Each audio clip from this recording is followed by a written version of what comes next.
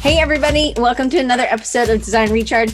I'm your host, Diane Gibbs, and I am joined by my friend Ashwin Chacko, and he is an amazing illustrator. And I already told him, I said, I feel like I'm fangirling with I wore my shirt, Love is Kind, and that's not the shirt I first got, which I did bring that one along. So if we want a good laugh, we can show that one.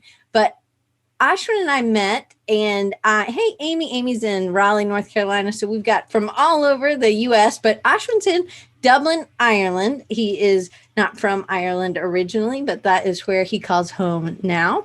So Ashwin, will you just tell us a little bit about your background and how you got into illustration? Right, of course. Yeah. So as far back as I can remember, I've always drawn.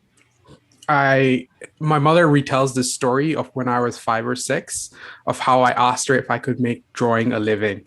And of course, at the time, she just nodded and smiled. But that drive has been always there. Growing up in India, I didn't know how to make that possible at the time. I didn't know illustration was a potential career path.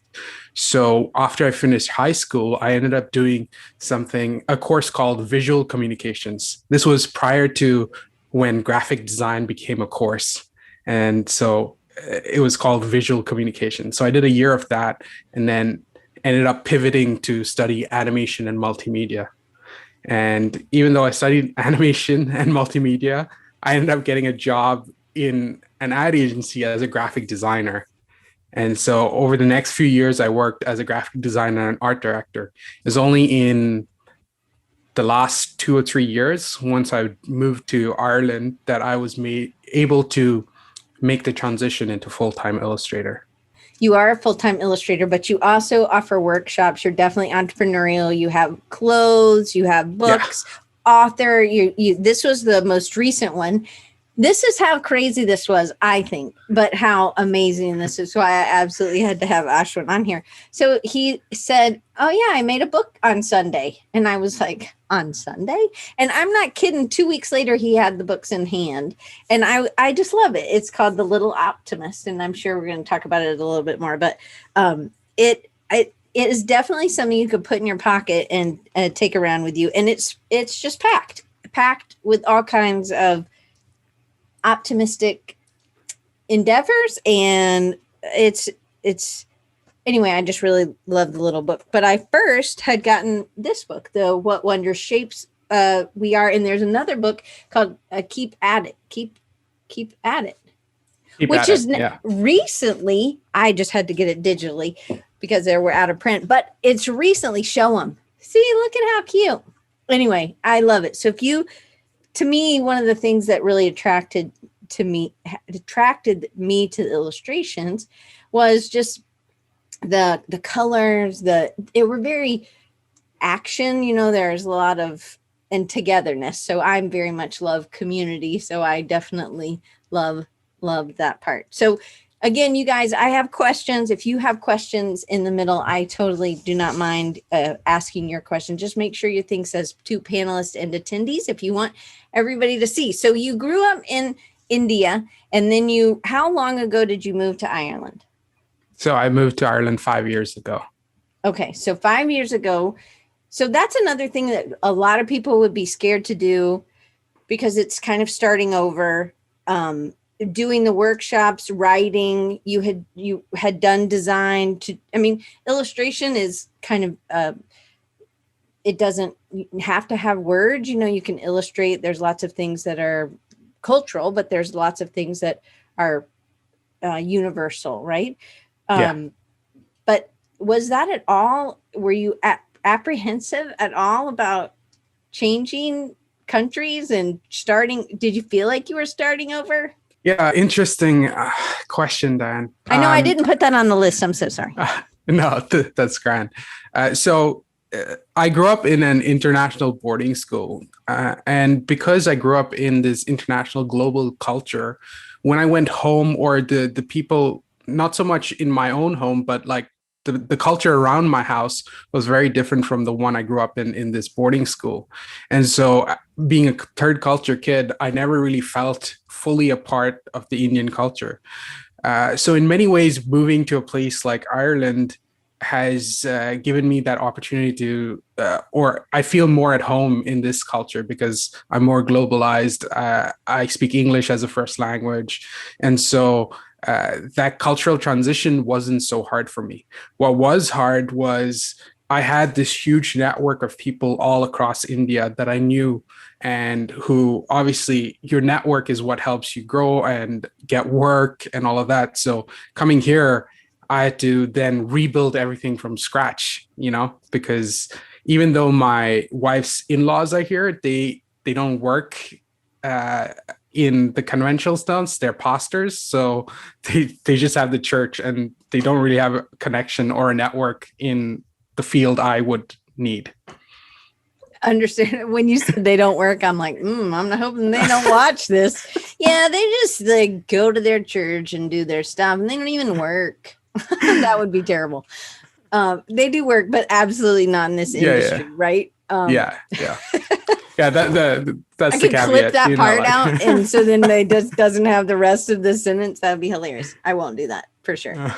Okay, so then, because you really have a bunch of, we know each other much better than maybe, I don't know. Anyway, I know you better than I know some of my guests sometimes. We spend a lot of time together, and we've dug into different parts of your business. And I see you having maybe even four entrepreneurial silos. So you have teaching, you have workshops, which is sort of in teaching, but you actually also teach people how to draw and things like that at a university level.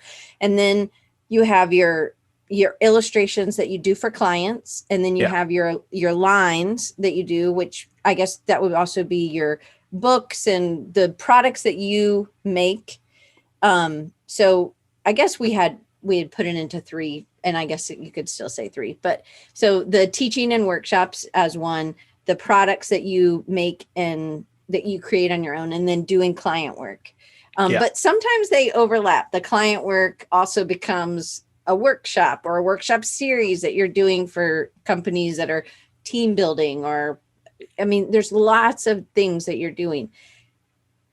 And it's hard for me. I also have different hats that I wear. And sometimes it's hard to know, if somebody's like, oh, what did you make in your business? And I'm like, which business, which one are you wanting me to?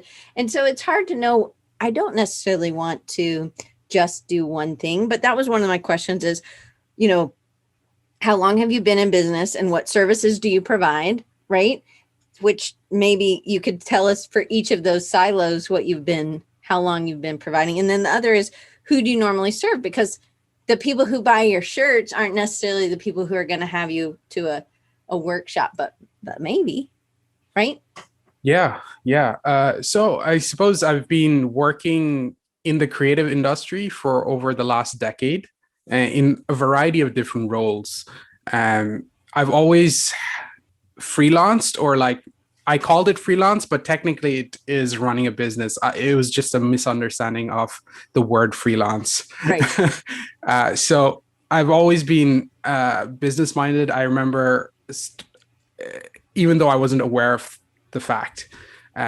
So I've always wanted to start a clothing line, but I didn't really. How long? So my first T-shirt that I designed was in high school. I did it for my dorm council. So the council for dorms. So I got to design the T-shirt for that. And then another T-shirt for a cause. We were raising money in school. So we designed a T-shirt that we then sold to the people in the school. So I always wanted to do that. I think T-shirts are a fantastic medium to spread a message or to tell a story. And your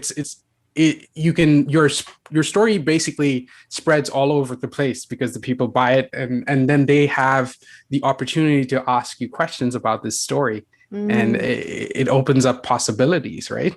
You can have a conversation based on your T-shirt. But you've also told me about that when you were doing art, when you were doing art galleries and you were having openings, that was one thing that you really loved, that it was you would have these conversations with people, right? And so maybe the t-shirt is just like an outshoot from, because did it start as a gallery? I mean, like doing art like that, and then you decided to do more t-shirts, or vice versa? I mean, I know high school, but So I always made art. I suppose I didn't do my first show too much later on.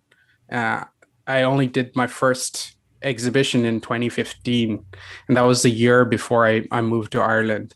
But prior to that, I was working in graphic design. I was making art, but I wasn't presenting it anywhere. so you've said how long you've been in business. You have t-shirts, you have sweatshirts, but it's not just clothing, right? It's also books. Are there other prints, right? Posters. I'm looking over there because that's where your poster is. So I suppose it's broken into three categories, like you said. So the sort of workshops I do is teaching creativity in many ways. That's the best way to encompass the larger picture. So it's things like how to unblock creative block, or how to generate ideas consistently. These are the sort of workshops I do with companies, corporates like Facebook. Then with my own illustration work, because I started off in advertising, I tend to do more illustration work for advertising agencies because that is the business I know. And so a lot of the contacts I have will be art directors within agencies that I would have worked together with as an art director or as a graphic designer. And so now I'm using those contacts to gain work, but specifically within the illustration for advertising versus graphic design. Okay. And then the third aspect is my brand, which is then where I sell books, t-shirts, posters, you name it. But the key thing that sort of ties it all together is my mission to bring joy and encouragement in everything I do. So this underlying message will turn up in the workshops. It will turn up in the products I create. It will turn up in the illustrations I make for clients as well. That's sort of what draws them to me is that consistent messaging I have. And then they want to bring a sense of that joy, a sense of that energy into their brand. Well, and the other thing I love, and you talk about this on your website, I know, and we've talked about this, even in these, it's all different. I just love this book. Because so there's diversity within the people, even like my shirt, like the girl is purple and the guy is navy blue. And so that you're addressing some of those things that are really important and are on a lot of companies' minds currently. And so you've been doing that. So people are also, it's not just that it's just one, that's one of the other, because even the shapes, right? The underlying is that we are all people, right? So like with Wonder Shapes, the story behind it is that when I was growing up, I was teased for the color of my skin. And my wife grew up, when she grew up, she was anorexic and she had some issues with body shape. And so I wanted to create a book in a way that I could teach my children about body positivity, about the fact that we all come in different shapes and sizes. And even though we look different at the end, we are all people, and that's the core message of what wondrous shapes we are. I love that. And there's big and small. And I just love that book. I'm glad that one was still in print when I made my orders, although I've made plenty of orders since. All right. So then when you're talking about the corporate, so when you're talking about ad agencies, so moving from India to Ireland to Dublin, and you didn't know necessarily anybody in the ad agencies, what did you do to start those relationships? So I actually got a job as an art director in an agency, and I worked here for 6 months at that agency. I got to know people.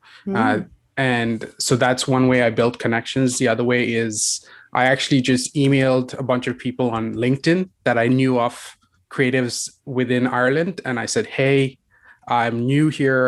I would love to chat to you about the design creative industry. Can I buy you a coffee?" And so I went out and I met a bunch of different people. And the lovely thing about Dublin is it is full of these amazing creative events. So I signed up for a lot of events. I went for comic book events, for local markets where I then had the opportunity to sell my own work as well. So all these different things, by engrossing myself in the culture and pushing myself to actually make these connections, that allowed me to regrow my network. So are you an extrovert or an introvert? Was that really difficult for you to do, or was that not as difficult? I am an introvert. I've taught myself to be more extroverted. I was fortunate enough that in high school they really encouraged us to speak up, and that sort of helped with confidence and to push myself out there. They encouraged me to take drama class, and that helped me a lot. So I did a lot of acting and improv, and because of that, now I just think of it as a role. So I'm playing a role, and that's a lot easier to then handle than uh, being fully, like, allowing my introverted self to then act as an extrovert. Sorry. I love to give people tactics of how to work on some of these things. I know Pridge is planning on moving to Portugal, so hopefully she's taking notes and getting ideas, because she may not have many contacts in Portugal right now. But again, one thing me and you have talked about is that you don't just have to work in Ireland, right? Like you can there's this thing called the internet that we're using right now, and it allows you to, and I've done things, I've paid for workshops that were virtual, especially during this time. And I think that people now think of it differently than they had before. I definitely think it's great to have people come over. And I know that's part of what your vision is of what you want to do, is to travel and speak and do things like that, do workshops and things like those, sort of have those tools, I guess, other avenues. I don't know what I'm saying. Okay, we're going to question 2 finally. So it has to do with a tool. So what I called this one was know what impact you want to have. And I think that knowing that underlying thing that's in everything you do is that impact. How did you come up, or because some people, I think, honestly, for me, so I'm 48, I feel like I've recently uncovered what that is for me. And so again, it's kind of like the acting as an extrovert. It's not something that always we're born with, or we know what we're supposed to do. When did it come to you, and how did you discover what you wanted your impact to be? So I've always wanted to make an impact, but I've never really clarified it until last year when the lockdown happened, the first lockdown happened. Suddenly there was a pause moment, and everybody was not working. Everybody was paused. And that gave me the liberty to then pause as well and really start reconsidering, why do I do what I do, and what impact do I want my work to make? Even though a lot of the stuff I was doing, the underlying thing was there, I had to clarify it in my head, consciously be aware of what I was doing to continually, consistently create that impact. And once I did that, I was then able to clarify the style I have now, because I had a variety of different styles. As you can see, these are some of the other works I've done before. But by taking the time to clarify who I am, what my voice is, or what I want to say, the style then acts as a bridge for that message.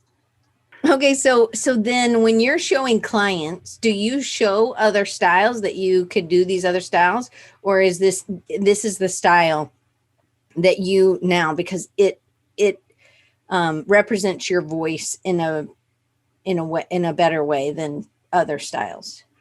So I will only show this current style in my portfolio. You want to get hired for the type of work that you make and the message that you have. And especially for clients looking for illustrators, right? They're looking for all clients are looking for the safe option in many ways, right? You want to be the least risky option, as it were.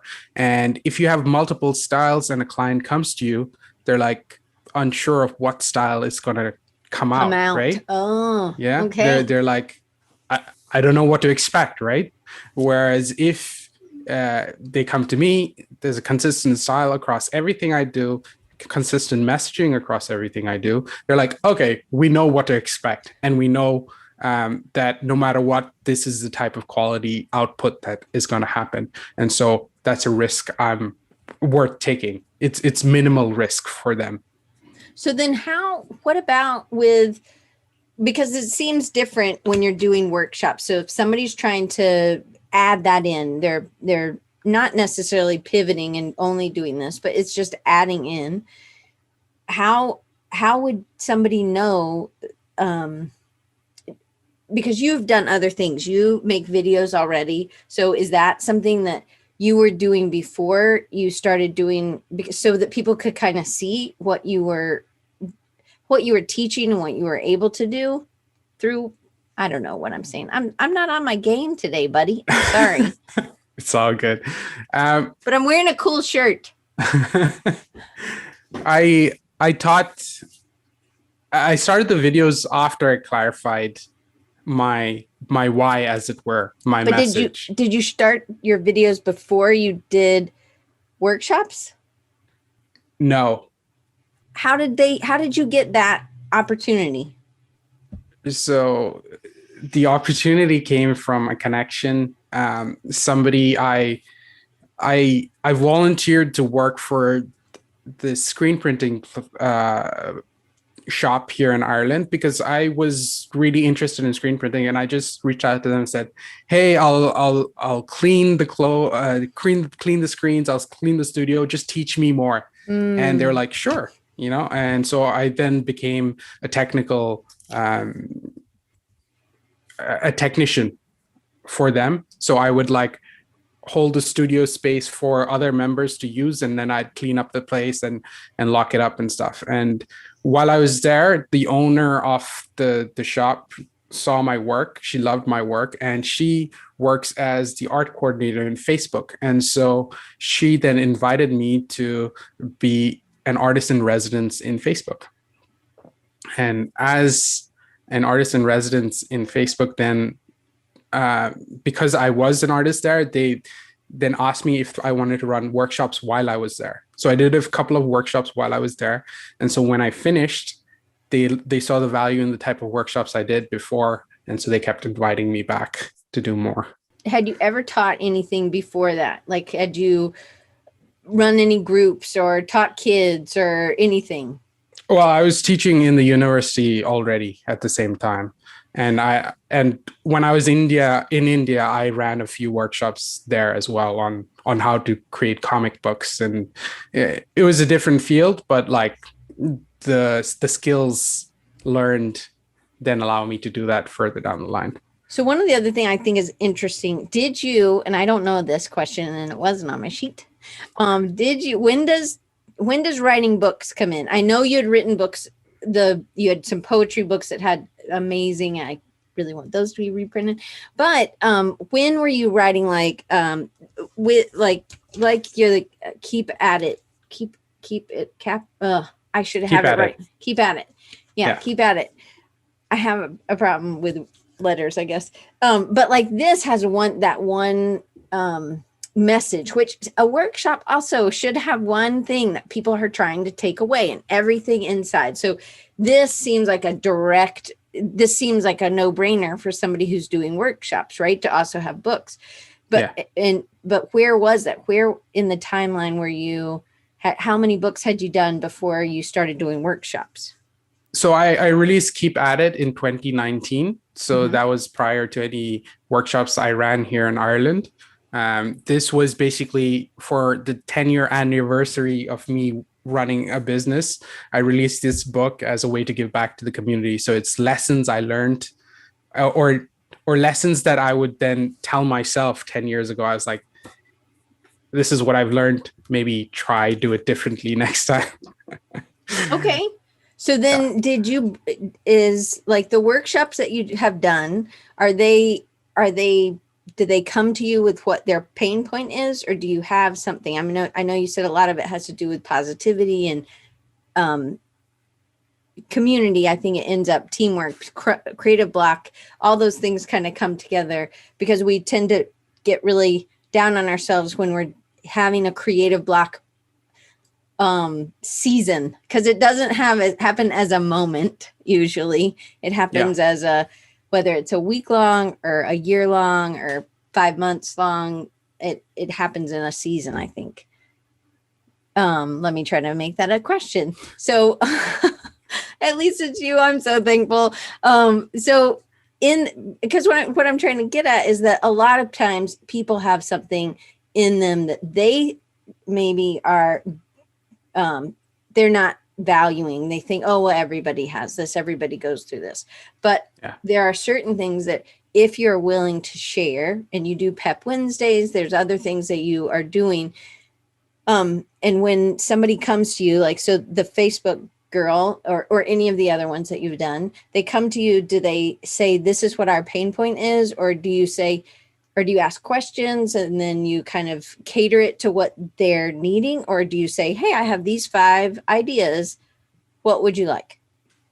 So at the moment, with the creative block workshop that I developed, it actually started off as a Pep Wednesday talk because it's something that I've dealt with in the past, and I was just sharing my knowledge with other creatives that I want to help as a part of building the community here in Ireland. So I released that video, and then the people at Facebook saw that video and said, hey, can you run this workshop for our team? Because that's really valuable to us. So obviously they brought that pain point to me.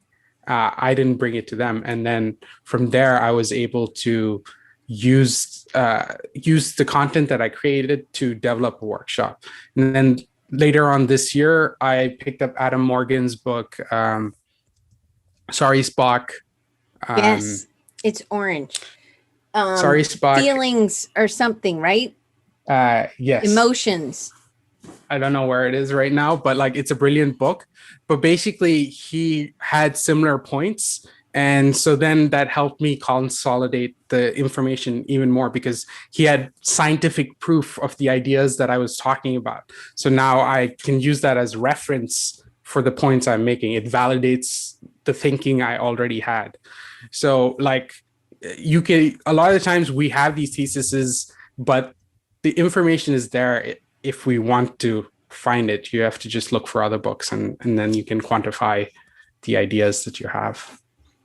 Yeah, I'll have to find the book. I was trying to find it, but I can't. So, okay. So then Paul had a question. He said, can you speak about your journey in regards to pricing yourself? So from where you were 5 years ago to where you are now, how can you talk a little bit about that journey, about pricing yourself, your work, and your merchandise? Because it is a big challenge for a lot of us, he says, and I agree. Yeah, so pricing the work really depends on the different parameters for it. So like when I was in India, I was working in an ad agency. So any work I did outside of that, I did on a project to project basis because it doesn't really make sense for me to charge hourly because I worked in the middle of the night and I'd send out. So I would just say, this is my price for this project, and I would work off of that. With, say, products, the idea is to ensure that you have at least 100% profit markup on your base cost. So that's the ideal. That's the minimum ideal. Normally you want 200 to 300%. And so the higher your profit margin is, the more, the better it is for your product. The best way to do that is to measure what the market is selling your product for. So say you're selling a t-shirt, you look at what are your competitors, what rate are they selling at, and then you see which ones are along the same sort of level as you. So for me, like because it's a niche product, it's limited edition, I would sell it at a higher rate and I'd push it as a limited edition print. So I was prior to this year where I've moved on to a threadless, using threadless as a model. Prior to that, I was screen printing it myself. And so then the volume is much lower. And because it's hand done, then I can ask for a higher premium. Okay. So I hope that answers. So do you feel like in that were you always doing it based on, like when you're doing client work, was it based on what the value was to that customer instead of hourly? Or did you start out hourly and you've moved as you've grown? I suppose it would have been more hourly. I just calculated in my head. I wasn't asking the customer what value they'd get out of it. And even now, it's very hard to do value pricing for illustration per se. It is generally project-based. It's based on licensing. So that's where illustration is kind of different. So based on the type of license the client needs. So for different fields. So for instance, if it's going to be an ad, a massive ad banner that's going to be seen, the price is going to be much higher because the value is going to be higher from that product, or versus an email banner where the output will be lower. So that is in many ways value based, but it's based on the specific license that they ask for.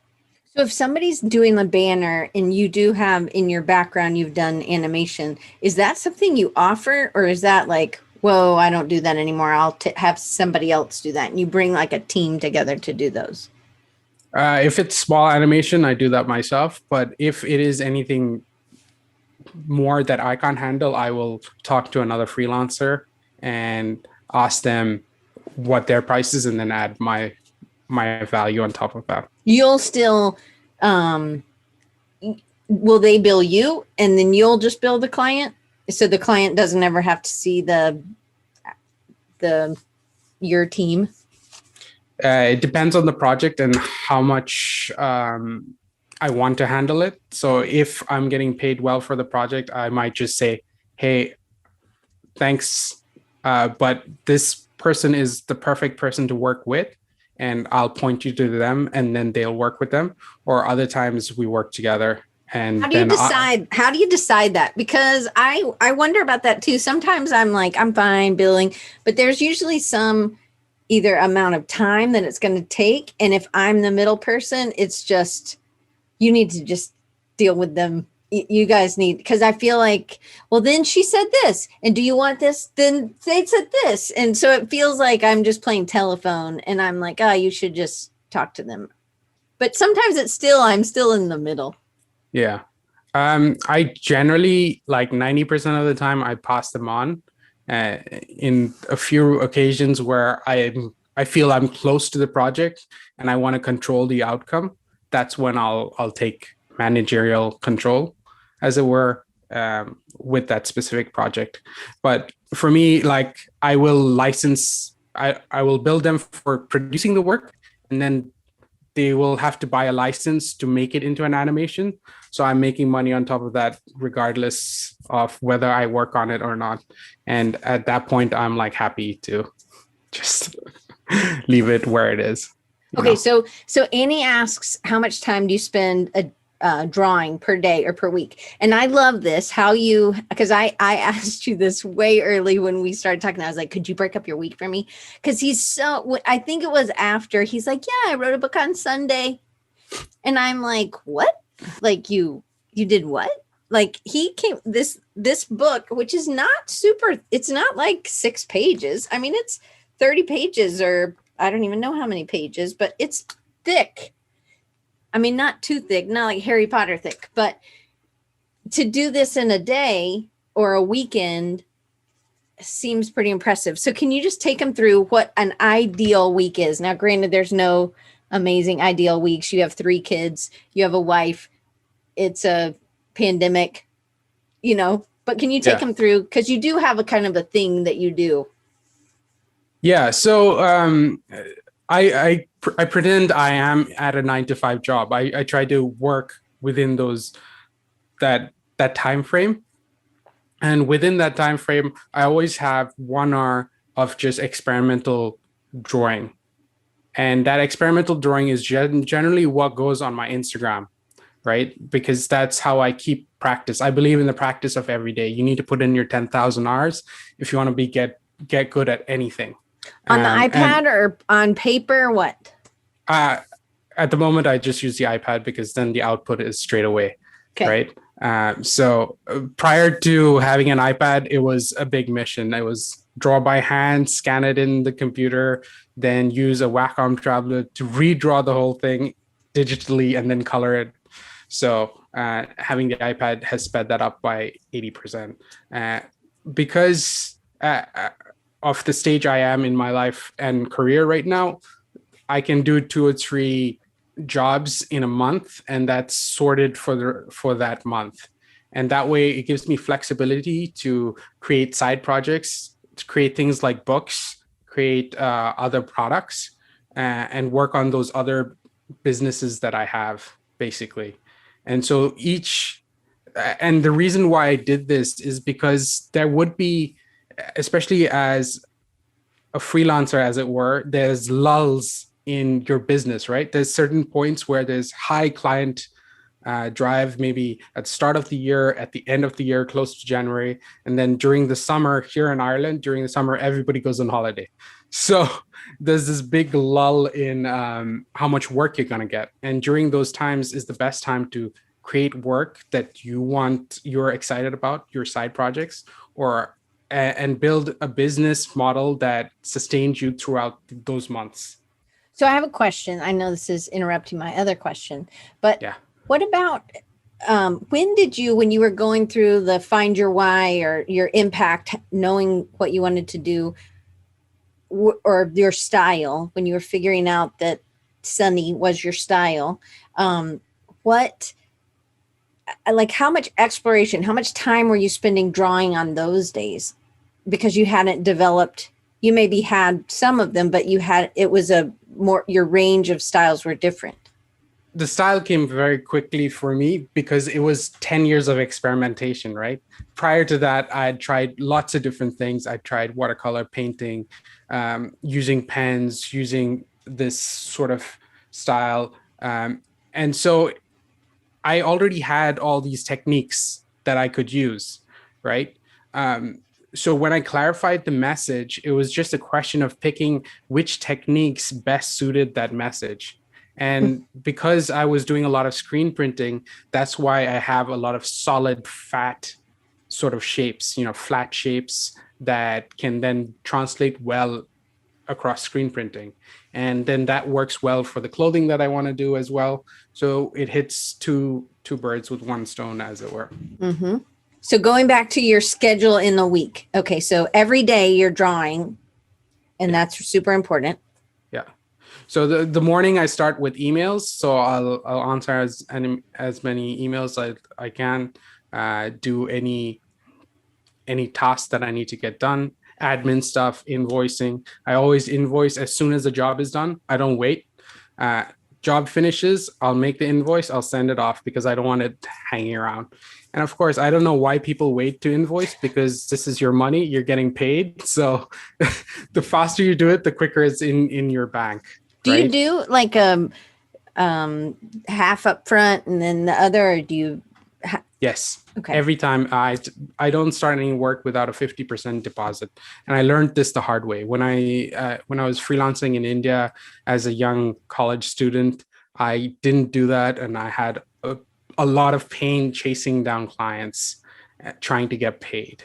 Yeah. And after that, I just had a policy. I was like, until I get 50%, I'm not doing anything. Mm. Once the money comes into my bank and I see the money in the bank, that's when I'll start working on the project. And then obviously 50% at the end. But depending on the size of the project, I might take the full amount if it's a small project, or break it into milestones if it's a very big project. So that'll be 50%, then 25%, and then 25%. So Annie's asking another question. Yeah. And I know we still haven't even gotten to Tuesday, or even the middle of the day. But I think this is a good time for this. How do you balance your life as a designer and an artist? Do you see them as two separate things? Do you see them as integrated? Being an artist is very different from being a designer or an illustrator.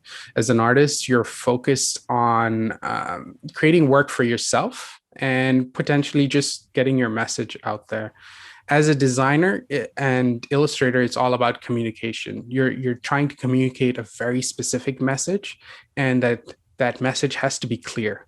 Your audience has to understand what that message is, and that that that difference makes a huge impact on how your audience interacts with the work. Art is an invitation to ask questions, right? It's an invitation to think differently, whereas illustration and design is a tool to communicate a story. I love And that.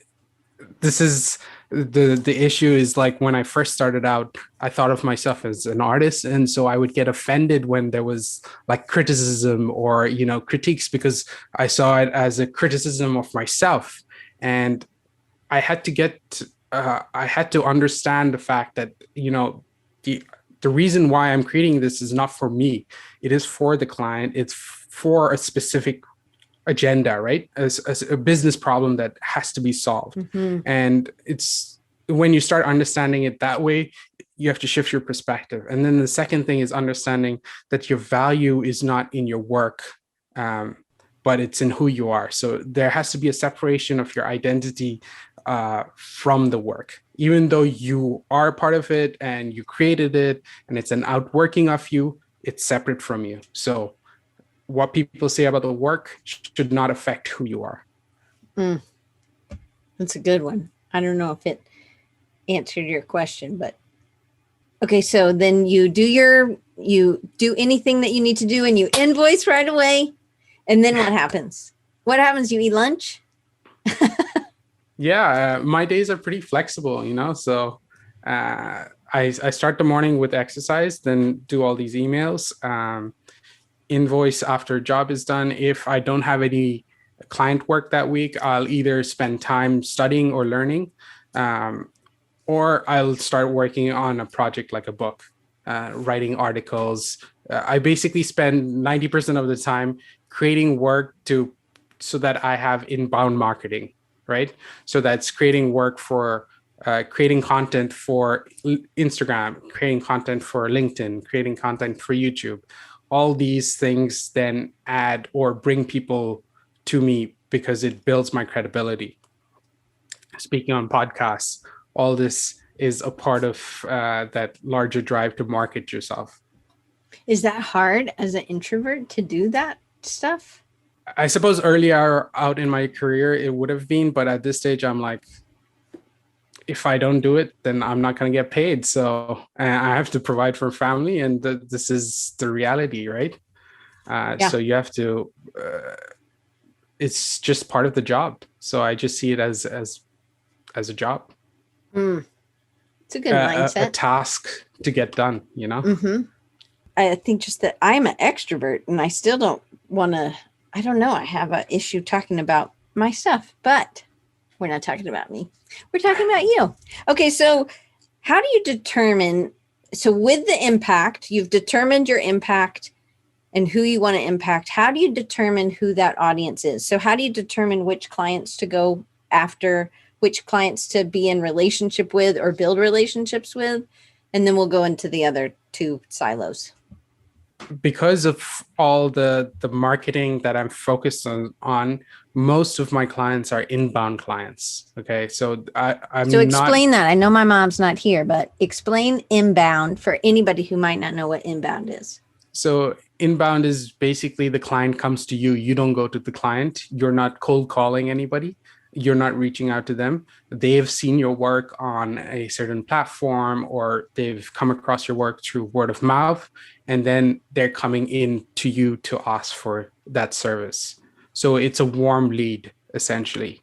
And so 90% of my clients at the moment are warm leads. They're either from word of mouth or they found me on social media. Because you're present and visible and you're active and you're doing things. It's not like you're just sitting in the corner waiting for them to show up. Yeah, especially LinkedIn. Like this is a key thing that I tell a lot of people is creatives need to be on LinkedIn. It's very easy for you to stand out because um, you have the ability to create artistic work. And in a platform which is very dry and word heavy, as soon as you have like a pop of color, your work's going to stand out and businesses are going to start noticing it. It also gives you access to interact with businesses. So you need to be on platforms where other businesses are, otherwise you're not going to be found. Okay. So then what about your audience for like your t-shirts or your prints, things like that? Because that could be maybe a different audience. How do you determine, or say I'm going to do a t-shirt line of beavers and robots, and how do I determine who's best going to buy those shirts or those prints or those sketchbooks or something? An interesting thing happens when you build a specific narrative and when you're specific about your why. Joy and encouragement is my why. And because I'm consistently doing that across my platforms, certain people and a certain tribe is attracted to that because they need positivity. They need to be uplifted. And so my audience is drawn to the message. And then the outworking of the message can be in a variety of different things. It can be in prints, it can be in t-shirts, it can be in books. So by focusing my attention on what the message is, I am then able to attract the right audience, the audience that's interested in that message. So I didn't go looking for my audience. I said, this is what I am. And by making a stand and saying, this is what I am, it attracted a specific audience. And then I can go and look at my metrics in Instagram and see, okay, 60% are women, 40% are men. They're usually between the age group of, 25 to 35. So I'm using the tools that social media provides to then clarify my audience. Yeah. Okay. But let me ask this question. So the content that you're putting out is the same for getting client work and also selling books or shirts, or you're not having to do two different types of content and target them in different things because it really is the same message. Yeah. For all, right? Yes.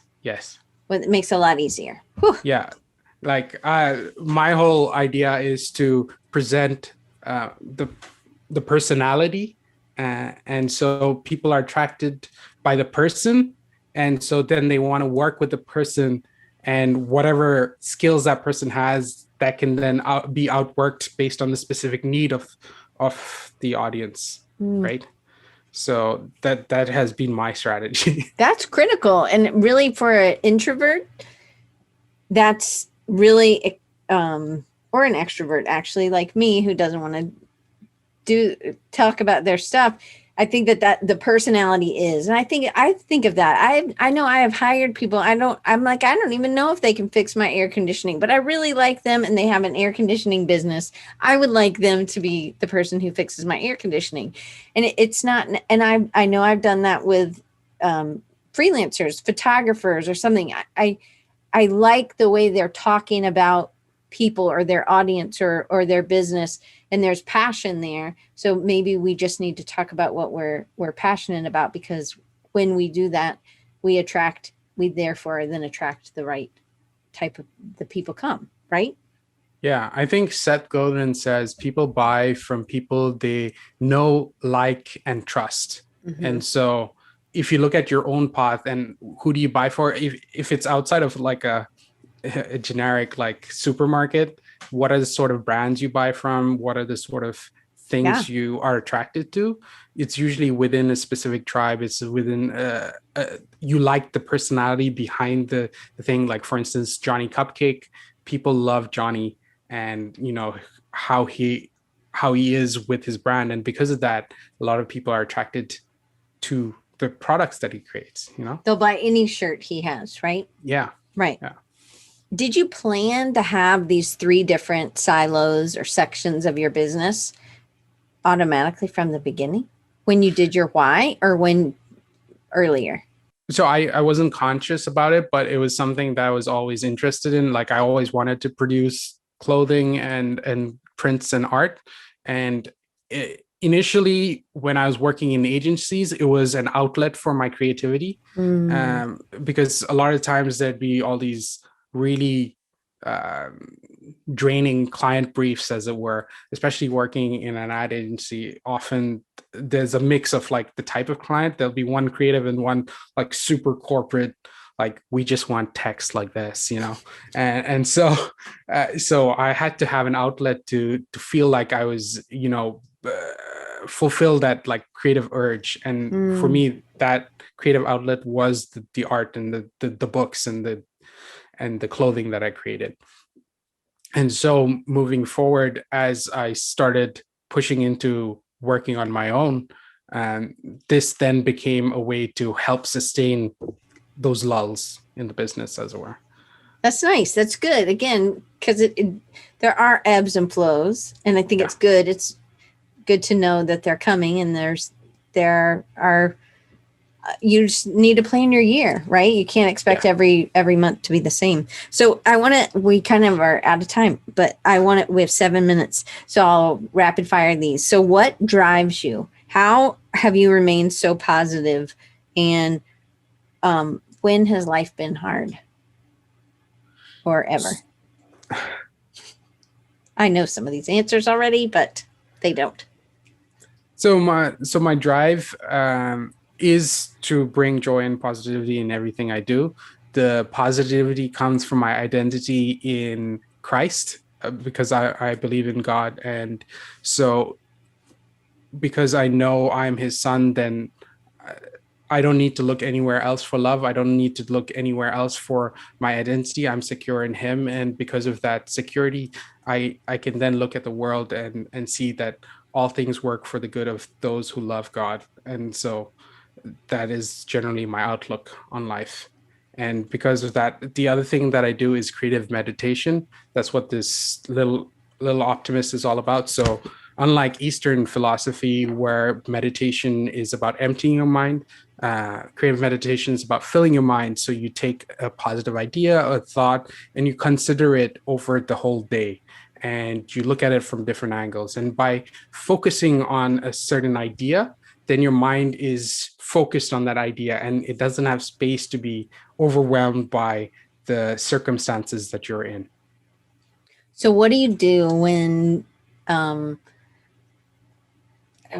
it's been hard? Like what has been the thing that holds you together? Or even as a parent, it'd be hard to be positive all the time as a parent, and you have 3 kids, so triple hard.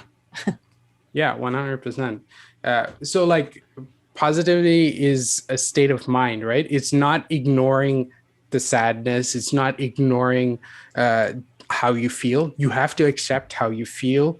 And when you accept it and say, even though this is how I feel, I'm not going to look at it this way. So it is really a mindset. And it's about teaching yourself to work within that mindset and that frame. Not to say that you don't have days that it doesn't really work. A good practice that I found is journaling. So by writing down how you feel, it really helps clarify that emotion, because often if we're unable to clarify the emotion, you can't really deal with it in a solid manner. Whereas if you at least understand where that emotion is coming from, then you can tackle the problem. When did you start journaling? Have you always been a journaler, or was it when you were doing this investigation of finding your impact? When did you start journaling regularly? So I don't do it as regularly as I would like, but I started it in high school, or maybe even middle school, because I was bullied. A lot of the times I didn't know how to express myself, and a way to do that was just to write in my journal, and I'd write a lot of poetic language because I don't want anybody to find it. So I'd use metaphors and like talk about an issue for myself in a way. Obviously, at the time I didn't know it was poetry, but like later on when I showed my my teacher some of the work, she was like, "This is actually poetic language," and then I was like, "Oh, it's poetry." But like, I've kept that throughout. It also like stops you from like exploding, because I used to get because of everything that was happening around me, I'd get like angry, like very angry, and obviously the anger was because of everything, but I didn't have an avenue to express it. And then I'd go home for the weekend and I explode with my brothers because it was an outworking of everything that was affecting me in school. And so by learning to write it down, I was reducing the potential buildup. When will you teach your kids to start journaling? I mean, I know maybe they can't write yet, but the oldest one can write. Barely. She's still learning. Right now, all the letters are backwards still. So. Oh, nice. I just wonder, like, I think that might be a neat tool, I think, maybe to be able to use. I don't know. Maybe. Yeah. Hopefully I will teach them, or at least encourage them to buy them a notebook and say, hey, this is where you write your thoughts, how you feel. I think like if you actually create safe spaces for children to actually express their feelings, like have a listening hour, that will potentially allow them to express it without necessarily having to write it. And that starts by creating an environment where this is possible, right? So you learn from what you didn't have, and then you create the sort of environment that you would have liked to have. So do you think that if you had this message of when you were in boarding school of joy and encouragement and hope, do you think that would have helped make that transition, those times in your life, easier just because you didn't feel alone, or for another reason? I think for me, understanding your identity comes first, because this is, if you're insecure about your identity, it doesn't matter what sort of mindset you have. Anything that happens will then derail you from that mental aspect. Whereas if you are secure in your identity, that means you feel loved, you feel acknowledged, you know that no matter what circumstances, you're not affected by that, because there's a deeper narrative there.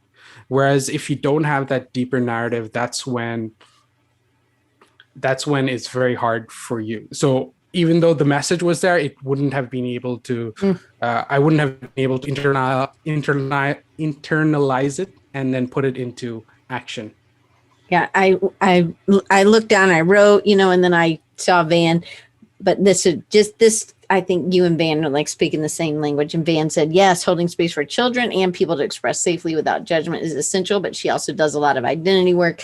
So that's what you're talking about. I think that's so, I wouldn't have thought about that. Like, I think that it is, the journaling helped you understand, and then who you were, and maybe, and then that more investigation, taking time to do that hard work of figuring out what you want to do and what your message is and what's mattered to you and what you've overcome and what challenges, I just think that's great. So it's important to take time to take care of yourself. And it's important to remember that it's self-care, not self-pity. So like there is a big difference between the two.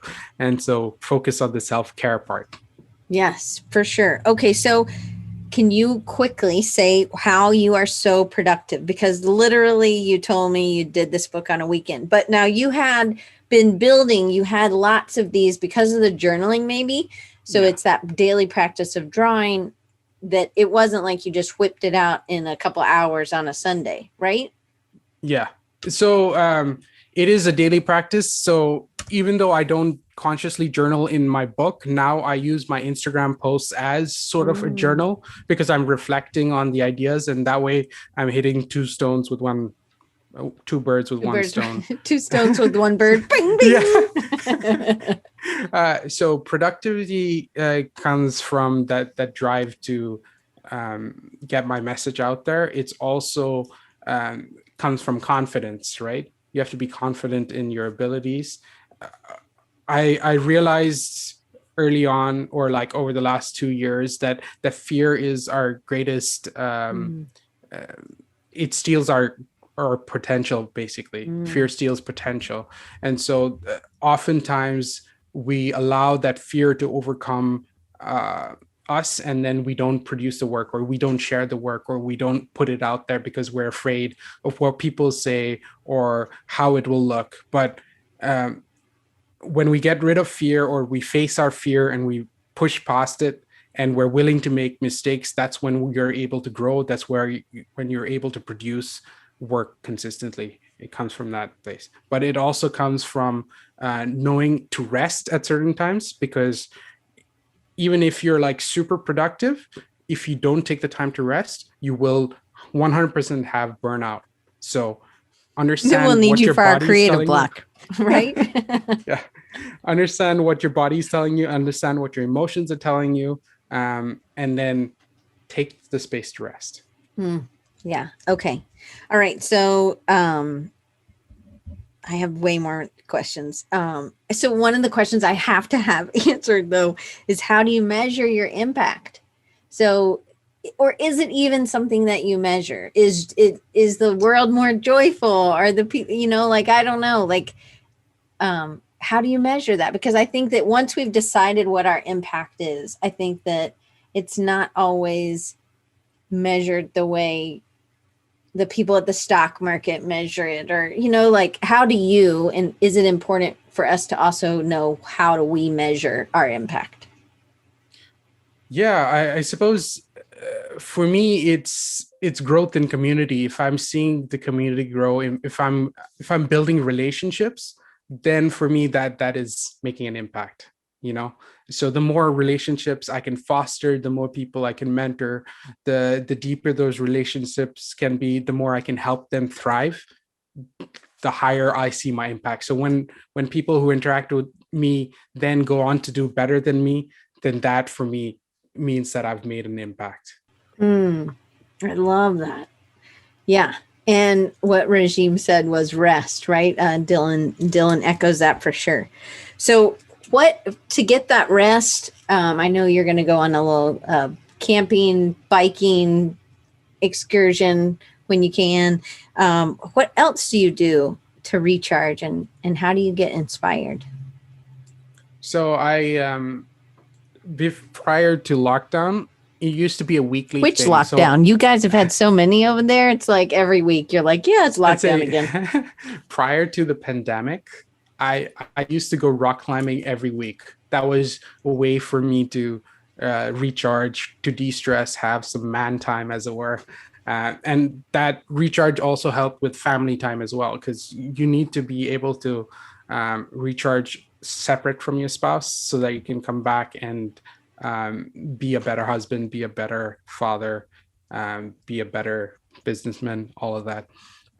So for me, nature has always been a way to recharge, because I grew up in the Himalayas and foothills.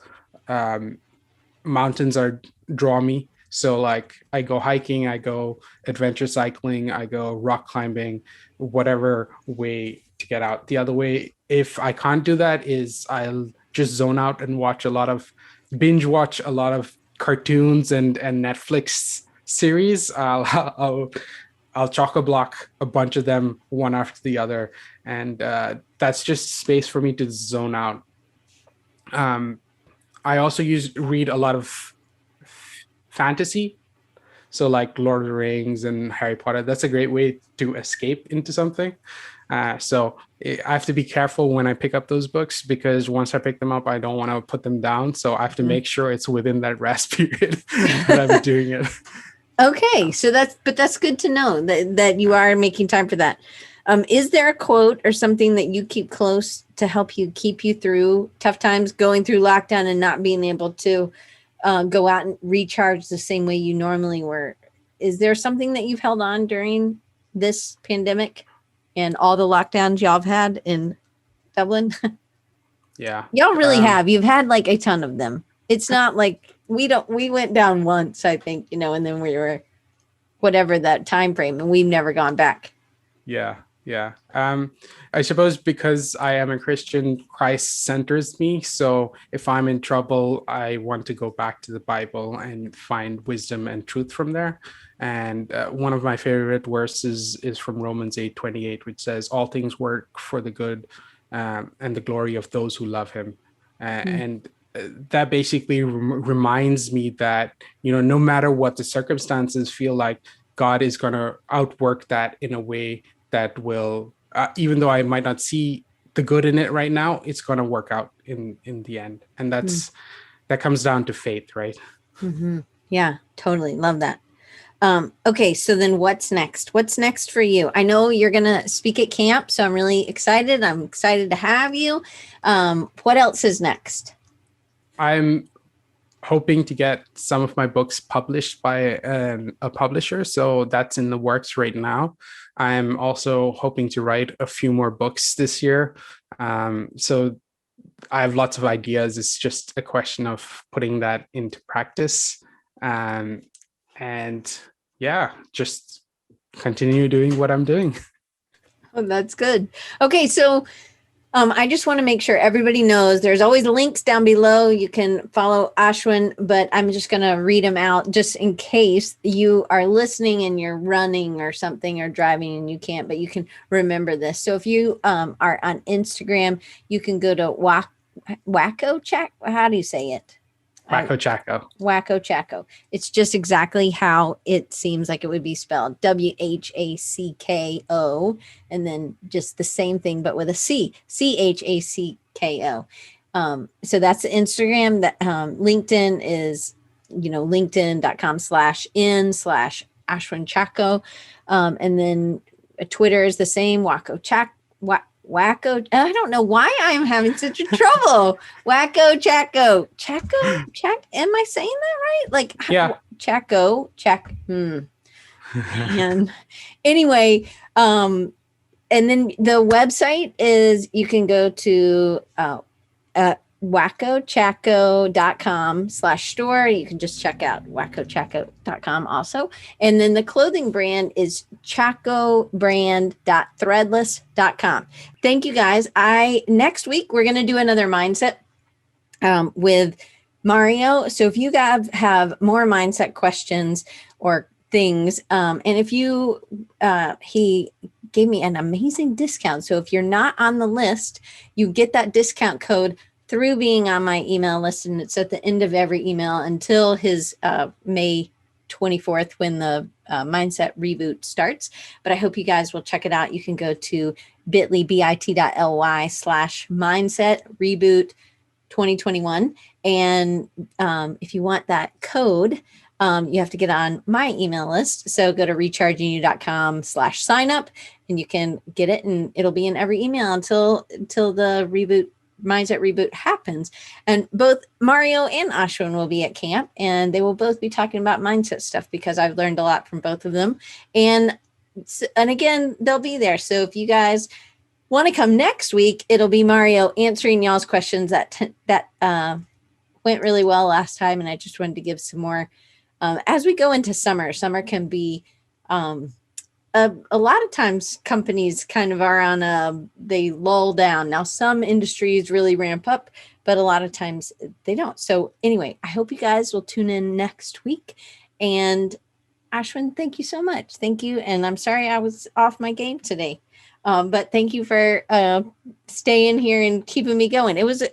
We got through our questions, and I have even more questions. And I'm glad I can represent. And if you guys want these awesome books, I love it. It says Pocket Full of Joy, and the Wondrous Shapes is probably, I just absolutely love that book. And I bought tons of these and I gave them as presents, and they make it's not that hard to ship from. And if you get it, you will be so excited about your packaging that comes, because he loves all over the envelope.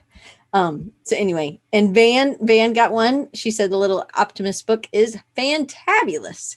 So I am excited. I hope you guys will come back next week. And Ashwin, thank you so much. I'm going to hit stop. Thanks for having me, Diane.